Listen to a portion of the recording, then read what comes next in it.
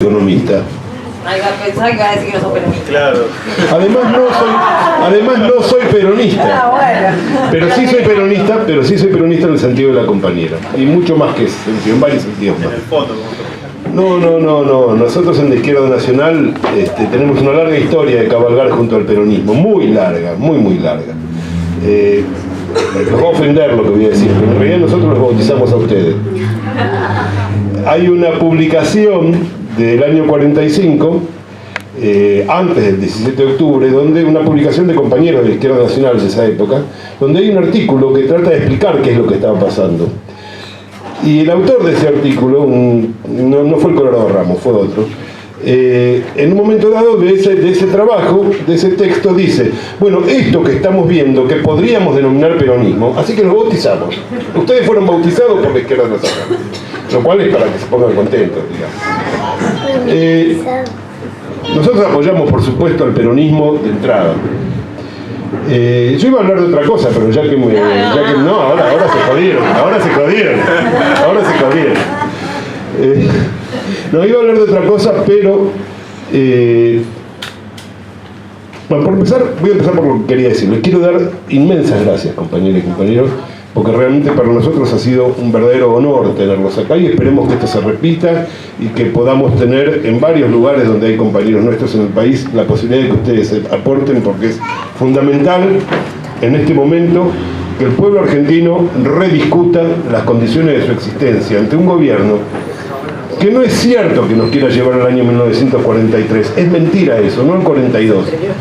Este gobierno, y es lo único que voy a decir del gobierno porque quiero hablar del futuro, este gobierno quiere insertar a la Argentina en un mundo que ya no existe, pero en su cabeza sí existe, que es el mundo del año 1890.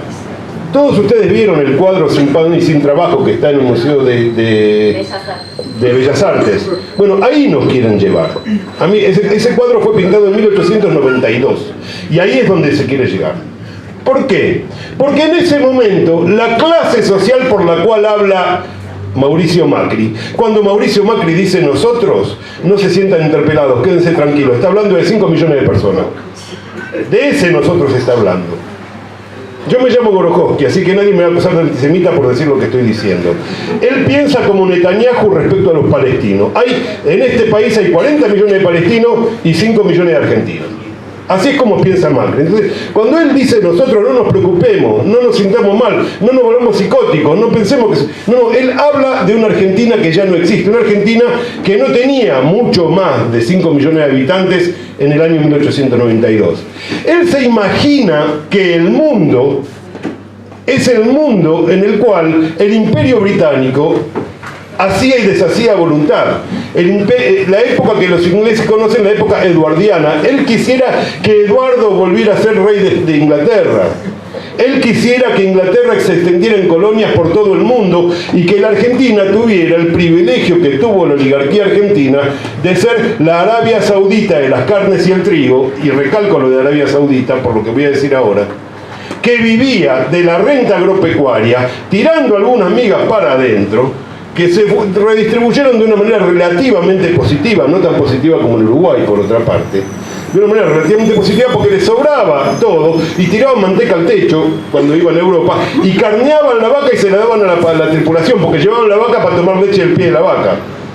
Eso era la Argentina a la cual Macri quiere llegar. Obviamente ahora sobra mucha gente, entonces la verdadera Argentina que el macrismo quiere imponer es lo que la vicepresidenta y presidenta de la Cámara de Senadores dijo con mucha honestidad: es la India. Ellos quieren volver a la India, quieren llevarnos a las condiciones de la India. Si la Argentina de esa época no era la India, era simplemente porque éramos poquitos y porque había, ya que hablamos de recursos naturales, un recurso que normalmente no se toma como tal, pero lo es.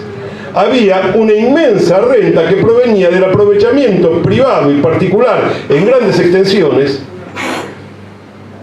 de un recurso natural de los argentinos. El aprovechamiento de la renta, digo, porque no había habido inversiones productivas que transformaran esa producción de tal manera de multiplicarla, como sí sucedía en los Estados Unidos contemporáneos o en Canadá, que es la composición química maravillosa del suelo pampeano, que es un recurso natural y que por lo tanto tiene que estar tan dirigido por el Estado como el petróleo, el gas o cualquiera de los minerales que ahora se llevan, por ejemplo, por un mineraloducto a Rosario. ¿Vos sos rosarina? A Rosario, vos sabés ese tema, ¿sabés lo que está pasando con la lumbrera? No. En la lumbrera el puerto de Rosario se extiende hasta Catamarca, te informo. Sí. Para que ellos no paguen como si estuvieran produciendo para el país. Pagan directamente el precio del puerto de exportación. Y por supuesto declaran lo que mandan, que ya sabemos cómo son las declaraciones juradas de una gran empresa imperialista. No hay que creerles. Pero bueno, me estoy yendo a la miércoles, volvamos. Ellos quieren volver a ese mundo. Vamos a ser sinceros con nosotros mismos. Ese mundo fue relativamente próspero.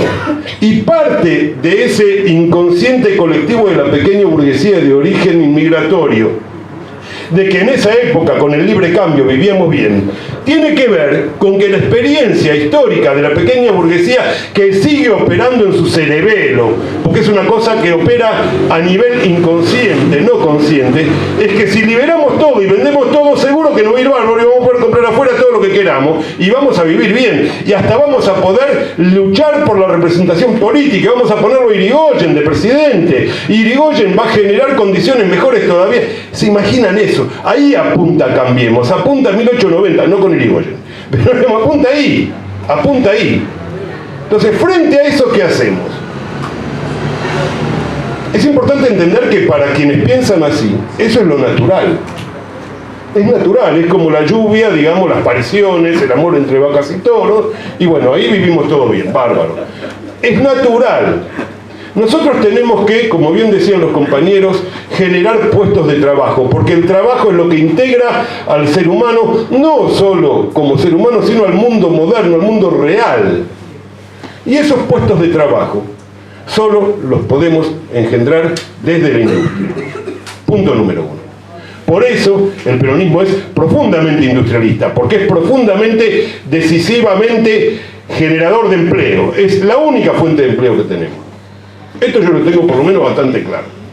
Ahora, ¿qué industria vamos a tener? Una de las cosas, ya que mencionaste tu posible candidatura a Ministerio de Economía, una de las cosas que a mí me gustaron del programa y del plan que traía el candidato Daniel Scioli en el 2015, era la creación de un Banco Nacional de Desarrollo Económico y Social. Pero no importa que lo haya dicho, no importa que lo haya dicho, pero era eso. Ahora, pues yo quiero decir, todos me dicen que no. Bueno, no era un banco, era lo que Jeremy Corbyn propone para el Reino Unido, que es un hedge fund del Estado. Bueno, eso propone. Las funciones de desarrollo de... Sí. Bueno, ok, hablar con los economistas es jodido, pero ¿saben lo que quiero decir? Quiero decir que el Estado iba a definir realmente, díganme si me equivoco, lo voy a decir de una manera más humilde. Sí. Gracias. Iba a definir los flujos financieros centrales. Sí. Esa era la propuesta. Que el Estado definiera los flujos financieros centrales. Y eso, compañeras y compañeros, no es ni más ni menos que Arturo Jauretche. Cuando decía que la economía libre no existe, la economía siempre está regulada, la pregunta es si lo regula el Estado o lo regulan los privados. Y si son los privados en la Argentina, son los privados hegemónicos. Y los privados hegemónicos están vinculados, como ustedes bien explicaron, como todos sabemos.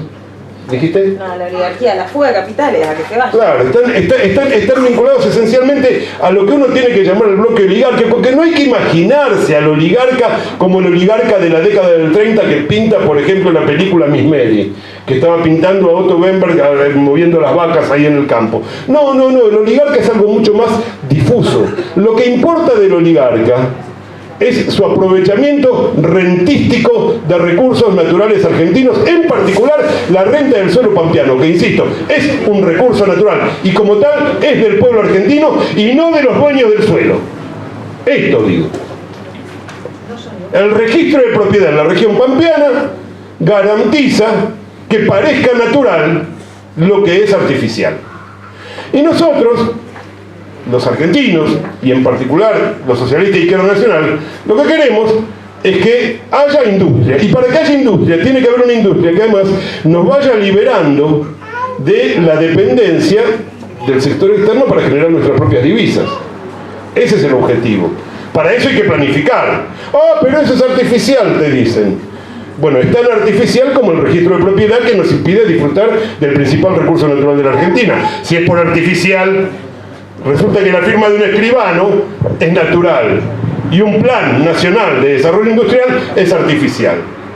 Aún suponiendo que fuera cierto, voy a citar a un aristócrata ruso, un viejo aristócrata ruso, un conde que se llamaba Witte, el conde Witte, que decía, cuando le decían, che, pero están desarrollando industria por medios artificiales, este aristócrata ruso, es decir, no precisamente un bolchevique, ministro de Economía del último zar, él decía, ¿y cómo se desarrolla una industria si no es por medios artificiales?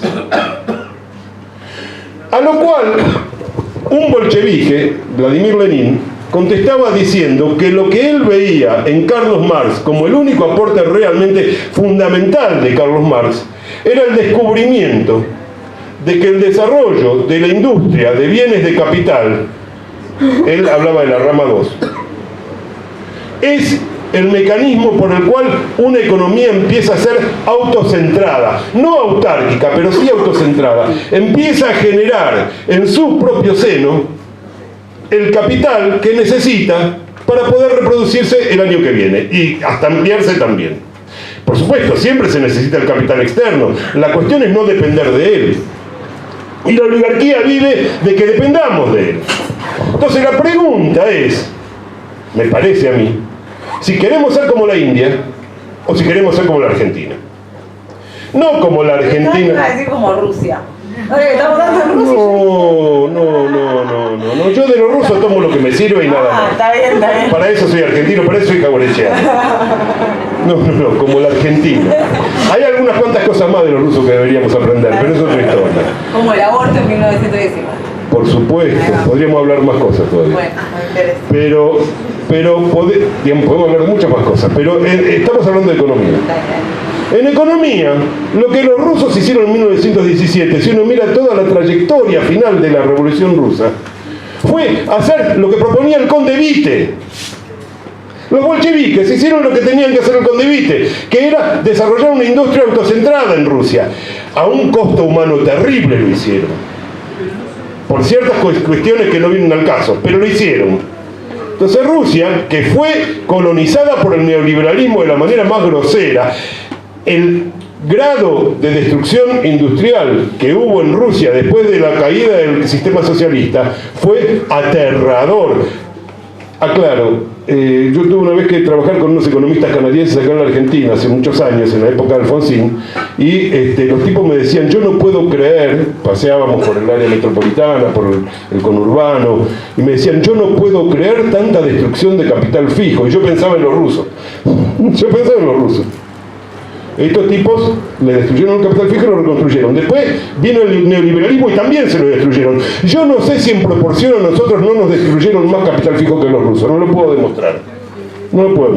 Pero lo que sí puedo decir es que la capacidad portante de seres humanos de la sociedad anterior al neoliberalismo en Rusia era superior a la de la sociedad posterior, por la simple estadística de la mortalidad. Murió más gente de la que nació durante muchos años en Rusia. Y aquí vamos en ese mismo camino. No es una novedad para los liberales argentinos. En la provincia de Buenos Aires, en el año 1829, bajo el régimen de Rivadavia y los unitarios, murió más gente de la que nació. No sé si se entiende lo que quiere decir esto. La mortalidad subió tanto que superó la tasa de nacimientos. Esto lo estudió en la década del 30 un señor que no era precisamente marxista, era un nacionalista de derechas, pero era un tipo serio, que estaba haciendo revisionismo histórico y viendo qué es lo que pasaba. Entonces acá tenemos un problema, que es cómo hacemos para sostener al pueblo argentino en condiciones de dignidad, para que no pierda lo que tuvo, para que obtenga más y para que además deje de depender de la relación colonial con el exterior. Puede ser, no, pero tenemos que tener divisas, todos ustedes lo dijeron, lo cual es cierto, tenemos que tener divisas. Ahora, si consideramos al planeta Tierra como un todo cerrado, que lo es, económicamente, ¿de dónde sacan las divisas el planeta Tierra? No, hasta que llega a Wall Street, o sea, No, no, lo que quiero decir es esto, no. Estoy hablando, si consideramos a la economía mundial como lo que es decir, una unidad que no tiene ingresos de divisas de ningún lado. La pregunta es de dónde salen las divisas que la Tierra tiene. Dejemos de lado el fenómeno del saqueo imperialista, ya lo sé eso que decís vos, que no viene de la globalización financiera, que lo único que hizo fue exacerbarlo brutalmente. Dejemos de lado eso. Pensemos en el planeta. El planeta genera sus propias divisas, después las distribuye mal, pero las genera el planeta, no las trae de la Luna ni de Marte. Entonces lo que un país desarrollado hace es no depender de la generación de divisas externa para poder reproducir su ciclo económico. Bueno, el peronismo empezó a trabajar en ese sentido. Esto lo han hecho históricamente todas las burguesías de los países desarrollados. Y el peronismo asumió esa tarea en el 45. Porque el bienestar del pueblo es la independencia de la nación. El bienestar del pueblo es la independencia de la nación. Ahora, el bienestar del pueblo en una nación que también hace lo que tenía que haber hecho el peronismo y no lo logró, porque para eso hicieron el 55, para que no lo lograran.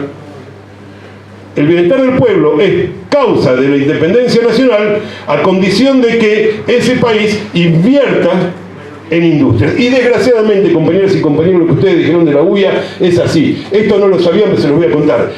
En la década del 30, ¿saben quién presidía la UIA? Hombres como ahora, pero aparte de eso, todos, obviamente, estoy de acuerdo, pero no, ¿quién presidía la UIA económicamente? El dueño de la fábrica de chicles Adams. ¿Que se fundió? Eso, estoy hablando de la década del 30. O sea, era una unión industrial argentina que en realidad era una unión antiindustrial en la Argentina. Y desgraciadamente, esto que fue muy consciente de los trabajadores argentinos, no lo fue en el empresario argentino, y sigue sin serlo. La trágica historia de José Gelbart demuestra objetivamente que la verdad es que para defender a la industria nacional, el empresariado necesita la mano del Estado que rechaza sistemáticamente. Entonces, yo me acuerdo, bueno, no es que lo viví, me lo contaron, por las dudas digo. Me acuerdo qué pasó con los teléfonos. ¿Qué le pasó a Perón con los teléfonos? Cuando él nacionalizó las empresas de teléfonos, lo primero que hizo fue buscar empresarios que se hagan cargo. No los encontró, era demasiado riesgoso, porque el burgués argentino también, ese burgués estaba enseñado en el criterio oligárquico del país. Bueno, terrible el caso de los Di Tella, fíjense, digamos, la Universidad Torcuato Di Tella algo tiene que ver con lo que ha pasado en estos últimos 3 años. Algo tiene que ver. Hay quienes dicen que estamos viviendo un ditelazo. Esto los economistas lo saben, lo escucharon el ditelazo. Bueno, la Universidad Torcuato Di Tella fue creada por un burgués nacional de alto nivel, incapaz de entender cuál era su lugar en la historia. Profundamente antiperonista, y profundamente digo en el sentido de querer, consideraba que era bueno de querer mantener las condiciones en las que él nació y no hacerse cargo del país como burgués. Bueno, si no lo hacen los burgueses, compañeras y compañeros, y este es mi único aporte, no sé si es fundamental, pero esencial, hay que aprender de la historia del peronismo. Tuvo que hacerlo el Estado. Nosotros, a nuestro entender, al entender de los compañeros de la izquierda nacional, tenemos que retomar la tradición del peronismo de las empresas del Estado. Tenemos que terminar con la herencia maldita del 76. En el 76 nosotros hemos visto sobre nuestras cabezas y en nuestros cuerpos un arrollador avance de destrucción de la Argentina industrial y de todas sus potencialidades. Eso vivimos. Para poder implantar eso, mataron miles de compatriotas y desaparecieron a 30.000.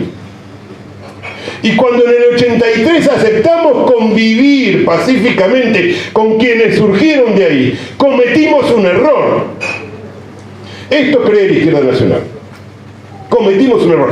No se puede convivir pacíficamente con la garrapata. La vaca y la garrapata no pueden convivir. No pueden convivir. Macri nos lo está demostrando. Y tenemos que aprender de Macri lo que Macri nos está enseñando. Que para él, argentinos son los que están en la sociedad rural. Miren las caras de Macri cuando fue a hablar a la sociedad rural y decía nosotros los argentinos. Estaba diciendo, estos somos nosotros, los argentinos. Bueno, ¿cómo seguimos? Los compañeros han hablado muy bien de la coyuntura. Yo no tengo nada que agregar. Realmente yo les agradezco infinitamente, pero de verdad, todos los detalles que me han tirado, y además voy a mirar muy atentamente el video para aprenderme de memoria muchas cosas que escuché acá que ahora se me escapan porque soy un poco viejito y se me escapan algunas cosas, las tengo que ver varias veces. Pero tengo en claro lo siguiente: si nosotros queremos volver a enamorar al pueblo argentino, y no sé cómo, pero tiro esto, tenemos que ofrecerles lo que los argentinos siempre tuvimos y por lo cual nos criticaron, que es la vocación de grandeza nacional. La vocación de grandeza nacional. Eso que se resume en la idea de que no hay destino individual que se realice en una nación que no se realiza. Eso se llama grandeza. Y la grandeza se obtiene con la independencia. Y en economía la independencia se obtiene con el Estado. Y si hay sectores privados que atentan contra la grandeza nacional, hay que hacer lo que dijo Antonio Cafiero en un discurso de 1984, cuando estaba, no, 86, cuando estaba reacomodando las cargas después de la derrota del 83. Derrota que, me acuerdo ahora, Juan Alemán dijo: Alfonsín debería estar agradecido con nosotros, porque somos los que conseguimos transformar el país de tal manera que él ganó. Me acuerdo de eso ahora. Y no es para hablar mal de Alfonsín, sino para decir, la oligarquía siempre la tiene clara. Digo, que quede claro. Este gobierno nos está enseñando que no nos quedan muchos caminos, compañeros. Hay compañeros de ATE que fueron a entrevistarlo a Marquitos Peña cuando el gobierno recién se estaba instalando. Y Marquitos Peña les dijo qué es lo que pensaban hacer. Y los compañeros le dijeron: bueno, pero ustedes no van a ganar las elecciones, ¿qué nos importa si vamos a dejar un país, ¿cómo fue que dijo?, con una economía de mercado? ¿Qué nos importa ganar o perder las elecciones?, dijo Marcos Peña, año 2016, principios de 2016. No sé cómo fue, llegaron a negociar con Marcos Peña no sé qué cosa, y él les explicó lo que iban a hacer y le dijeron: ustedes van a perder las elecciones. Bueno, Marcos Peña sabía muchas cosas que los compañeros de ATE no sabían y que vimos desplegarse en estos últimos años sobre la fragilidad que tenía nuestro frente. Él lo sabía, nos conocía mejor que nosotros mismos. Pero más allá de eso que sabía Marcos Peña, esto es lo que mucho tiempo después, hace escaso un año atrás, no más, dijo claramente el senador Pinedo. Dijo textualmente: en la Argentina tiene que establecerse una democracia, y las bases de la democracia es: no hay golpes de Estado, no hay terrorismo,